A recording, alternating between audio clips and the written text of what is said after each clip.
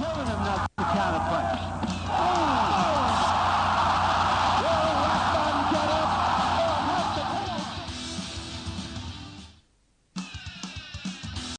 From the line across the ocean to the land beyond the mountains, through the Sahara, we bring on sport news, live analysis, expert discussions on trending stories in politics, business, socio-economy, sports, and documentaries.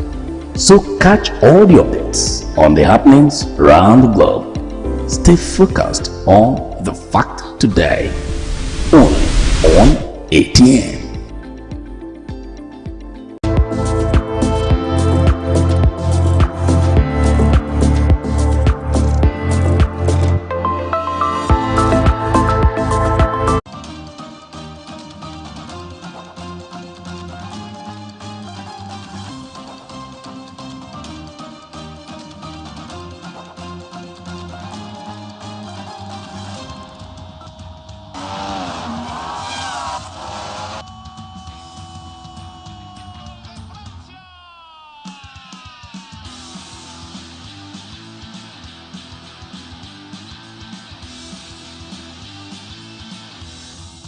Telling him not to counter punch.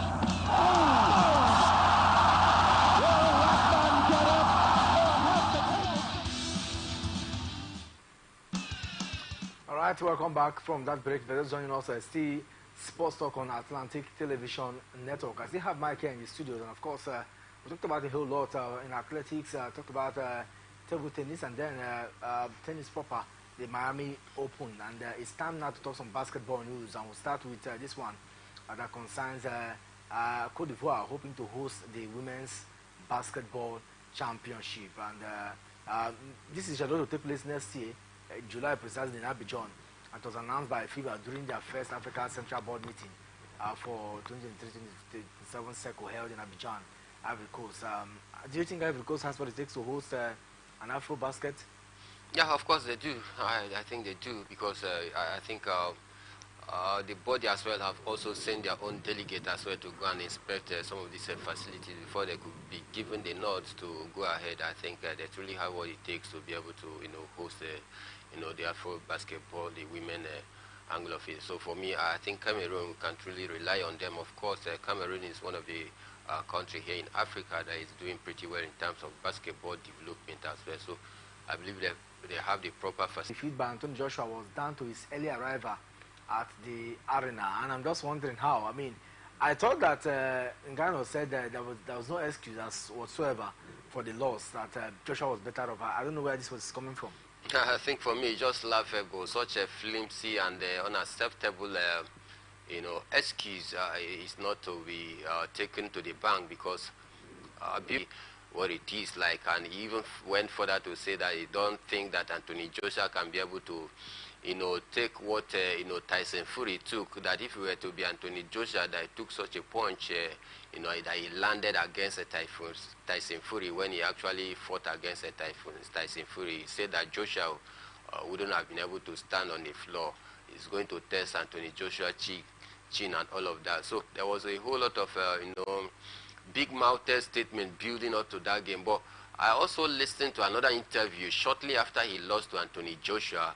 In that jaw-dropping blow out there, he said that the only thing that he remembered after that blow landed on him when he went down to the canvas, the only thing that he remembered at that point in time was after some period of time, he just looked around and saw that his doctors was very close. And again, he looked around, he saw, his younger sister. That is when he was done on him that something definitely went wrong. In other words, he was directly telling us that there is this, consciousness. Not just consciousness, that was he was suffering from amnesia caused of that blow. That is partial loss of memory. That is what the blow actually cost him. That is what he said, in that interview shortly after he lost to Anthony Joshua. Then coming up again with a rejoinder to tell us that because he actually arrived very early at the Riyadh, that is the reason why I think for me it's just laughable. We just need to give Anthony Joshua his floor because he did a very great job. This is a man that took Tyson Fury down to 10th round, but he couldn't even stand a third round against Anthony Joshua. He was knocked down in the first round, second round before Anthony Joshua had to finish him. So for me, I think such as excuses is not tenable. Such excuses is not tenable there from Francis Ngannou and trust British boxing promoter Eddie Hearn. He is always apt when it comes to defending his own, especially when Anthony Joshua is flying high. I tell you, he will come all out, to make such defense in such a bold step. Draw were recorded on match day. Adamawa Queens got the better of Abuja-based side Niger Rattles, who have also been struggling since the beginning of the season. Royal Queens and Conference Queens played to a goalless affair after Heartland, beat Abia Angels 4-1 in Owerri, while Nasarawa Amazons defeated the newly promoted Danas Ladies 3-1. Baita Queens beat the Remo Stars 3-1. Robo Queens also defeated the Kitty Queens by 2-0, while Edo Queens won 4-2 against Sunshine's Queen. Rivers Angels getting the better of Delta Queens in a close 1-0 encounter. Good one for Rivers Angels. Yesterday with Commissioner, I saw a lot. It takes a whole lot, to plan for a particular game, the logistics involved and all that. Yesterday, I clearly felt how how these plannings are done, and it's fine to get to see Rivers Angels. They lost to Edo Queens last week, and now they've been able to redeem a point against Delta Queens, also one of the best side, in Group B. And then if you look at what is also happening, we saw a lot of good. But for Edo Queens, they continue to bash their opponent four goals, and it tells how serious they want to, qualify for the playoffs. Definitely, I think it was an impressive one for Edo Queen. They don't take anything for granted. They take it to the clean and finish the job even before 70 minutes. This is how they have, carved out their game so far this season. That is to tell you the seriousness they are putting in. They want to make sure they finish very, very strong. Because of that victory now, I think they are very, very closer to the playoff. And for Rivers Angels, that was an impressive outing. After losing their last game, they had to build on from what they stopped in last 2 weeks by making sure they get all 3 points. Though it wasn't an easy game, but then what matters is the 3 points which they actually got. Courtesy of that win, they've actually, gotten about 21 points so far in 11 games played so far, inching closer to the playoff. I think for me it's an impressive outing for Rivers Angels. Indeed, an impressive outing for Rivers Angels. And away from that now, the lingering woes of Christian Obi continued in the FA Cup as Ikukuoma Football Club of Mbese knocked out Heartland Football Club of Owerri in the Imo State Federation Cup. I don't know what is happening, but it looks like things aren't just working. You win one today. We saw how he celebrated his win, but since then it's been difficult. I'm losing in the stage. Usually these MPFA teams don't come, in the first phase of the stage, so they come at the tail end, maybe semi-finals or quarter-finals, as the case may be. But losing to a non-league side is troubling and disturbing. And that is to tell you the height of, Christian Obi tactical ineptitude so far this season, where he has actually been trying to drag Heartland down to the relegation zone. But then you also not blame the coach alone. You also have to blame the state government, who is also interfering with the management of the team. At some point, last 3 months ago, where Kennedy Boboye was drafted into the team to also ensure that he he played the role of the Sam Allardyce of trying to, drag some teams away from relegation zone. Kennedy Boboye came in. He played about, was it 7 games? Yeah, he played 7 games, won 3 of those 7 games, lost 2, and drawn 1. So we thought maybe their destiny is going to take a different shape. And of course, when Kennedy Boboye was there in that his very short stint, we saw a different changes from the result that Christian Obi was churning out. And people thought maybe he was going to stay for a quite long time. But then the governor came in and had to let him go, reinstated back Christian Obi because he was a card-carrying member of one political party or the other. So for me, since then, Christian Obi has found it difficult to win a single game. In 17 attempts, he was unable to win a single game. Just about 3 weeks ago that he was able to get his first win. You saw how he celebrated as though it was a Champions League game or a World Cup game. So I think Christian Obi is not a coach this season. And I wonder where the football club, talking about Heartland, is heading to this season. But looking at their position in the log, you definitely understand the angle they are going, and which is relegation. If you continue to stay down till the last day of the game, where we just have less than 11 games to play, I tell you, Heartland will definitely go to relegation. But my fear isn't just about Heartland losing in the FA Cup. We also saw Eyimba Football Club lost to Abia Warriors in the Abia State Federation Cup, and they beat Eyimba Feeders 1-0 in the quarterfinals. And for me, it looks like it continues on and off, and a lot of persons. I mean, the Federation Cup comes with a lot of drama and a lot of intrigues, as well as disappointment for some big teams.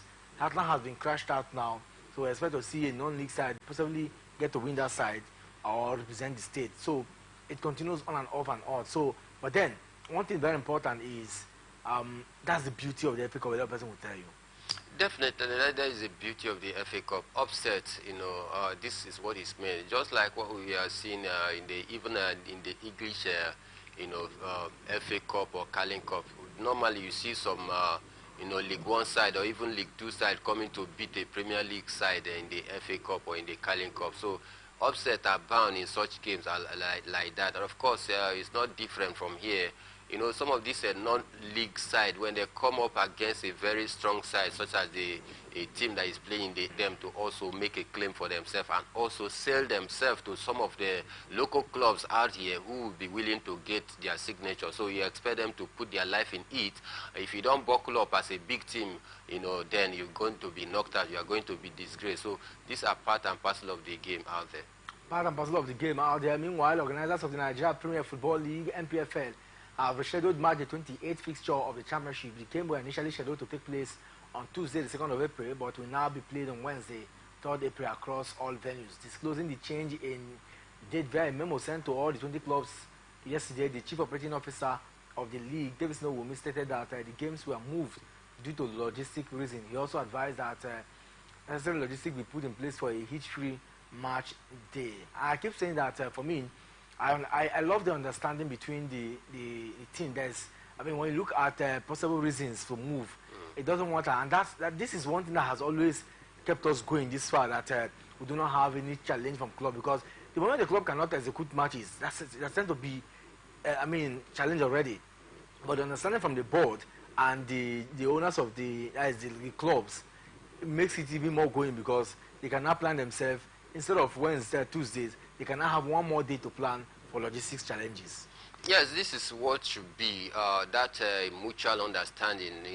That synergy between the league body and also the clubs as well is very, very necessary. We must be very, very professional in the way and manner we carry out with the activities of league here. If you see that some of the logistics is not properly in place, then there is need for such matches to be postponed so as to ensure proper logistics take place.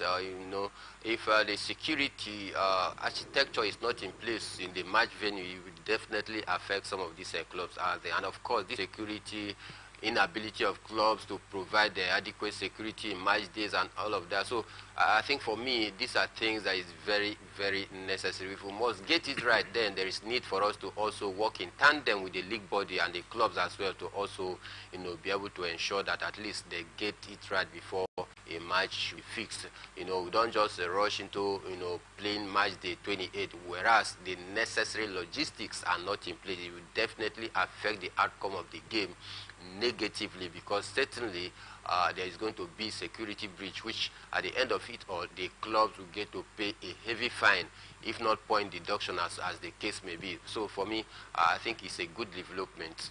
Good development. Meanwhile, the Super Eagles contingent to the friendly match against Ghana and Mali in the Moroccan city of Marrakech has departed the Red City, with most of the players flying back to their base in Europe. They failed to get a shot on goal against Mali, and certainly missed, from getting the ball around them. But I mean, how will you even rate the both games? Disappointment or sharing? For me, I think it's kind of balanced. You want to say he won his first game against Ghana, lost 2-0 to Mali. I think in all, we just say that felt that we lost, we won because of the red card dished out to Ghana, and Ghana would have ended that game in installment if Ghana had the man complete. And how can you play a game without mustering shots on target? A game like against the Eagles of Mali, it tells that something is still not very well as would have expected in the team. Of course, for me, I'm not pretty convinced with the outcome of the matches, looking at the pattern of play and the result as well. Let's forget about the result, but the pattern of play. We say in the first game we did a little bit, better against the Ghanaian. Whether you will call it whether red card and all of that, but then red card is part of the game. If you don't stick to the rules of the game, then you definitely get red card. So you don't need to blame anybody for the Ghanaians collecting or receiving red card in that very first friendly game against the Ghanaians. It's part of the game. If you go against the rules of the game, you definitely punish. I think for me, it was not an impressive one for me, because I actually expected Finidi George to do, better compared to what we saw in the last game against the Mali, because don't forget, he's one of the candidates who some person out there is trying to project to becoming the substantive coach of the national team. So I actually expected him, to also do a good job, so that he will have some sort of, advantage or a soft landing over other coaches that have also tendered the application later. We hear that about 40 coaches have also tendered their, employment later. So if Finidi George has done a perfect job in these two games, that should have been able to put him on a more advantaged position. But then I think it was not an impressive one for me. Losing 2-0 against Mali, not even able to rifle a shot on target, it tells you the height of it. Although we were very, very wasteful in front of goal as well. The likes of Siri Deza, the likes of Moise Simon, they had a couple of opportunities out there to have also scored, but then they did not take their chances, and that is why you lost. They were able to knock the ball around, no doubt. They played some of the beautiful game, hold on to the ball, knock it around, try to build from the back and all of that. And of course, this idea of trying to build from the back is not meant for everybody, though Pep Guardiola have come and is trying to revolutionize football by giving it a different coloration and different tactics and approach out there. So many persons is trying to adopt the pattern of Pep Guardiola of trying to build from the back, but you saw that costly mistake from Chidozie Awaziem in his attempt to build from the back out there. So I think it was a disappointing one in all. Playing 90 minutes plus, we were unable to get a shot on target. The Super Eagles against Mali, I think for me, is quite disappointing. And this has put to rest the idea or the clamor for Coach Finidi George to assume the helms of affair as the Super Eagles permanent coach. I think for me, I think that idea for now should be jettisoned. We should go for a proper coach, a coach that has proven integrity, a coach that has a better CV that can be able to tinker this team around and help us to get the World Cup ticket and even the Nations Cup tickets.